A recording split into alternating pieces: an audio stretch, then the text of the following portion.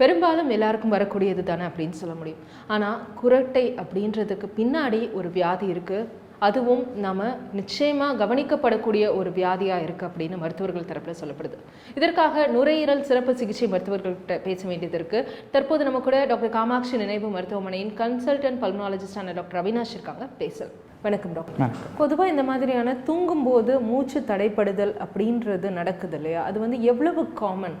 So இதனுடைய prevalence அப்படின்றத பார்த்தீங்கன்னா இப்போதைக்கு ஒரு ஆண்களில் பார்த்தீங்கன்னா 3 to 8%, பெண்களில் ஒரு 1 to 5% இருக்குது. மோஸ்ட் காமனாக பெண்களை விட ஆண்கள் அதிகமாக பாதிப்படைகிறார்கள், 2 மடங்கு அதிகமாக பாதிப்படைகிறாங்க.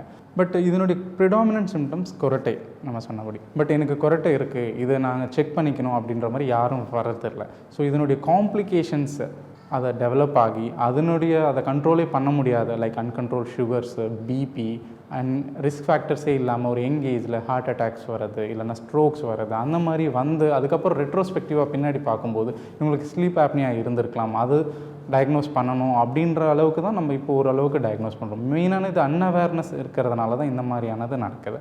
ஸோ இப்போ நான் சொன்ன எஸ்டிமேஷன் மேபி அண்டர் எஸ்டிமேட்டடாக கூட இருக்கலாம். ஜென்ரல் பப்ளிக்கில் த ப்ரிவலன்ஸ் மேபி மச் ஹையர், இப்போ நம்ம சொன்னதோட ப்ரிவலன்ஸை விட மச் ஹையராக கூட இருக்கலாம். இப்போ நீங்கள் சொல்கிற இந்த ஸ்லீப் ஆப்னியா அப்படின்றது வந்து உயிருக்கே அச்சுறுத்தலாக இருக்கக்கூடிய ஒரு வியாதியா டாக்டர்? கண்டிப்பாக. ஏன்னா இதனுடைய சைடு எஃபெக்ட்ஸ், விளைவுகள் நம்ம பேசும்பொழுது heart problems, neurological problems, uncontrol BP, sugars, BP and sugars இது எல்லாமே வர்றதுனால கண்டிப்பாக அது லைஃப் த்ரெட்டனிங்காக கூட இருக்கலாம்.